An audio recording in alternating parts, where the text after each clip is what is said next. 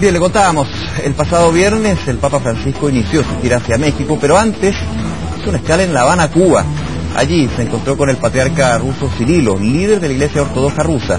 Una reunión que es la primera desde 1054, fecha en que ambas ramas se separaron.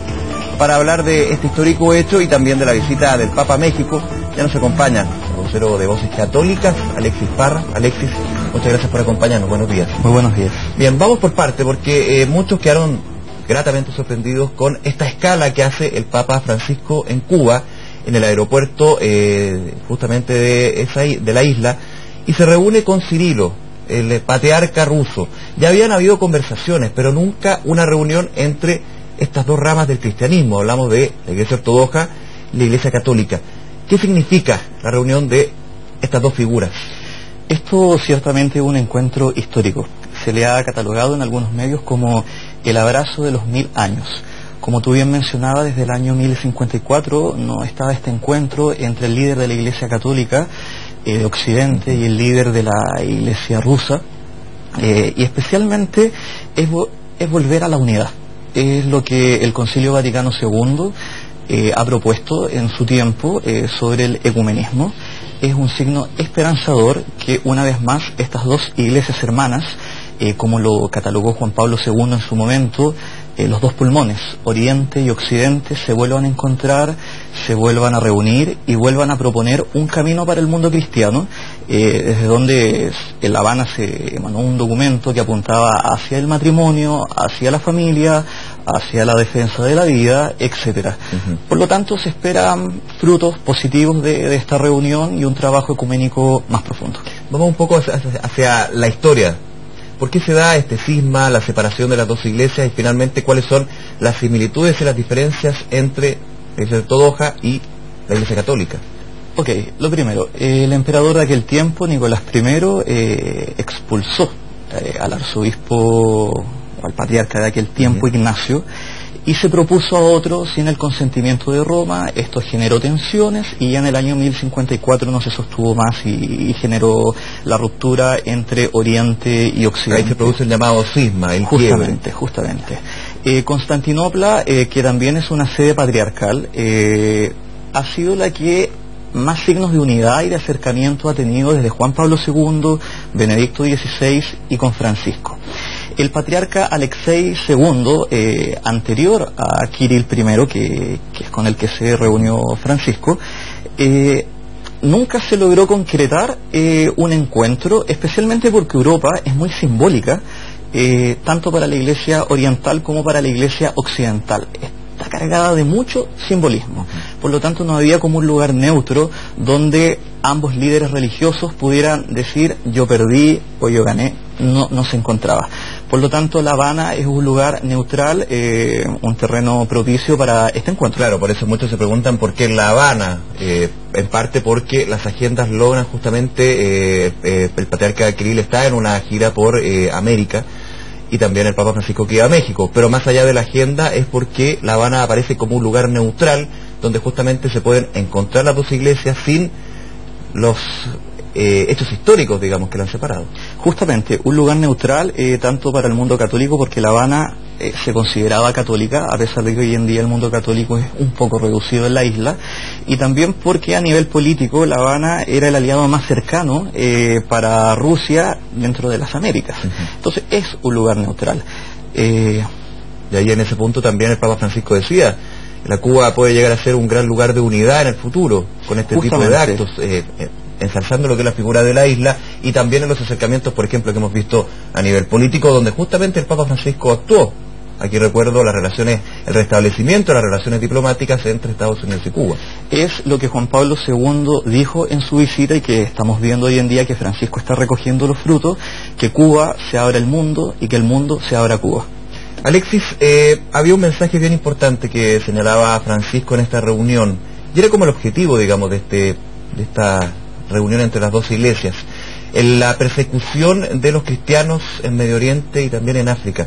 ¿Ese es un punto clave para poder llegar a esta cita que se dio entre los dos sumo pontífice y el patriarca? Sí, Papa Francisco ha dicho muchas veces que se está viviendo un ecumenismo de sangre. porque hay que recordar que ISIS no distingue quién es católico, quién es ortodoxo ruso o de qué tipo de confesionalidad cristiana. Ellos solamente distinguen a los adoradores de la cruz. Por lo tanto, aquí hay un martirio que está siendo transversal para ambos bloques religiosos y que se trata de buscar la unidad para llamar la atención del mundo occidental para que vayan en socorro y en ayuda de estos hermanos que están siendo perseguidos. Y en base a esta reunión, ¿qué se puede esperar en ese punto? Porque finalmente las dos iglesias tienen que de alguna manera pedir apoyo a los países, los estados, pero finalmente ¿es solamente un mensaje o tiene algo más? El mundo religioso siempre propone un mensaje. Se espera que los líderes de los distintos países acojan este mensaje con buena voluntad y tomen resoluciones concretas. Es propositivo y se espera la buena voluntad de los líderes mundiales.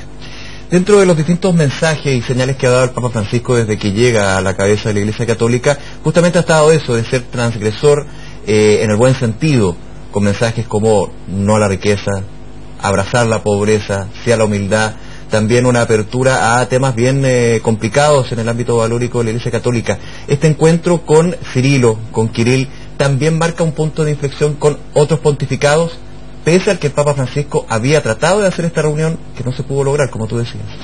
El Papa Francisco es un revolucionario, pero dentro de la tradición, dentro de la continuidad.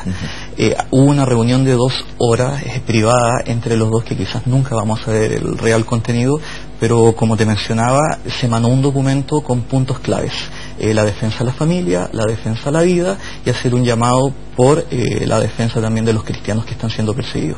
En ese punto, ¿qué pasos a futuro podemos ver en esta relación que se reinicia de alguna manera entre la Iglesia Ortodoxa y la Iglesia Católica? Todavía es muy prematuro entregar respuestas que sean concretas. Yo creo que este primer paso de este encuentro entre los dos líderes religiosos ya es un gran paso, al igual como lo fue el encuentro de Pablo VI con el patriarca de Jerusalén cuando se levantaron las excomuniones.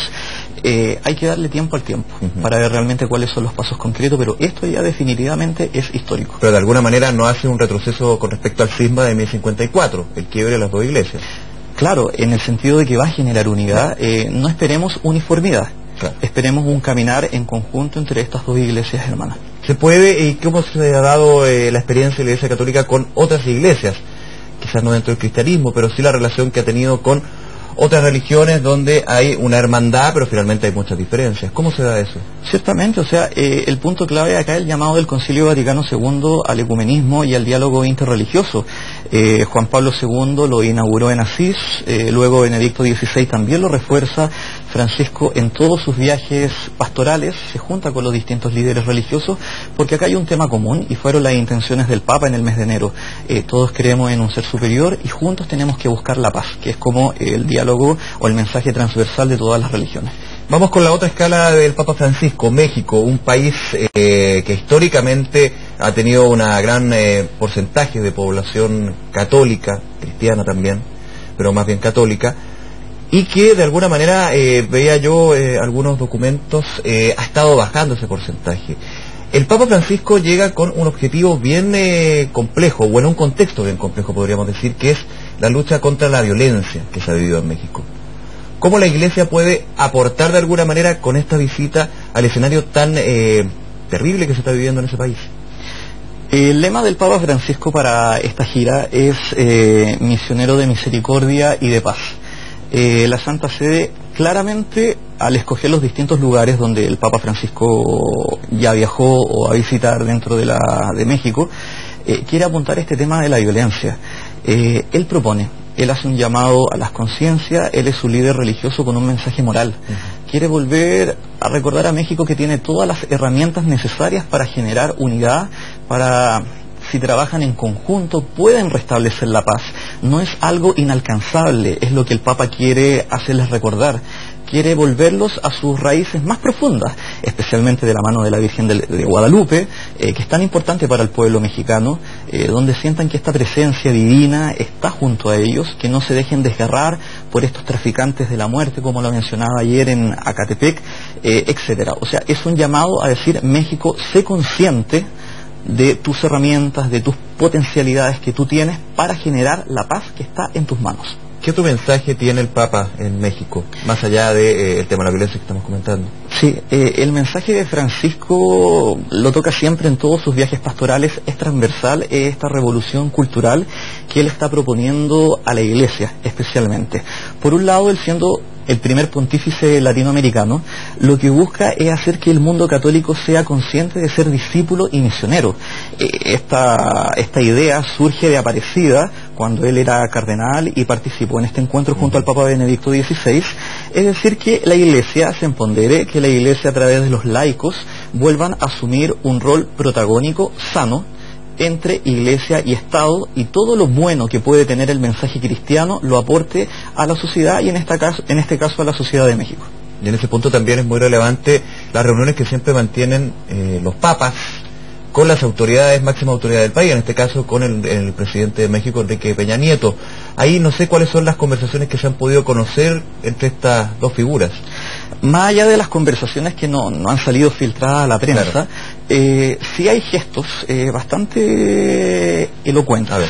Por ejemplo, cuando el presidente Fox en su tiempo recibe a Juan Pablo II y hace el signo de darle un beso al anillo del pescador, generó reacciones sumamente negativas porque se entendía que el Estado era laico y esto era como una sumisión del Estado hacia el poder religioso. Hacia el poder religioso de la Iglesia Católica, por el simbolismo que era besar el anillo del pescador, que es el máximo símbolo de... Justamente, como un tema de obediencia. Entonces, y por más que Juan Pablo II era tan popular como el Papa Francisco y fue su primer viaje pastoral en el año 79 a continente americano, no fue invitado a la Casa de Gobierno. Cuando Benedicto XVI viaja también a México, tampoco fue invitado a la Casa de Gobierno. Y este presidente toma una opción distinta, invita al Papa a la sede de gobierno, seguramente porque también en la reflexión de un Estado laico ya ha madurado, ya se ha entendido que la religión, en este caso el cristianismo, no es ninguna amenaza para el Estado, que la Iglesia no busca imponerse, busca simplemente proponer un mensaje. De alguna manera esa llegada al Palacio de Gobierno habla más bien de Papa Francisco como un jefe de Estado, más allá de ser un jefe religioso, que siempre es esa figura que se da con el Papa, porque finalmente también es un jefe de Estado, pero marcado por supuesto con lo que es la religiosidad, la espiritualidad. Algunos podrían hacer esa lectura, pero como tú bien mencionas, es imposible separar el rol de jefe de Estado del líder espiritual. Y esta visita desde la Santa Sede tiene una característica que es un viaje pastoral. Entonces, como te decía, yo creo que sí, el presidente, el poder ejecutivo, legislativo, recibe al Papa, es bajo estas dos modalidades, es decir, qué tiene que decir este pastor universal que está siendo sumamente coherente con su mensaje, que el mundo entero lo está escuchando a través de sus signos sencillos. Cuando nos sorprendió y sale la logia de San Pedro, los signos pontificales, etcétera, donde hace una clara alusión a la opción preferencial por los pobres. Él llama a una iglesia para los pobres y que sea una iglesia pobre. Entonces es un líder consecuente con el mensaje cristiano, y esto cae bien en los líderes mundiales. Bien, Alexis, te queremos agradecer por estar aquí con nosotros comentando lo que es la visita del Papa, esta reunión histórica, que por supuesto, para ponerla en contexto, ¿por qué lo histórico entre las dos iglesias? Por supuesto, lo que podemos ver en el próximo mediano y largo plazo. Muchísimas gracias. ¿No? Adiós, que esté muy bien, buenos días. Nosotros hacemos una pausa, pero no ¿Sí? se vayan. ¿Cómo están? Ya Se escucha 1, 2, 3, 4, 5. Parece que estoy con el retorno pasado.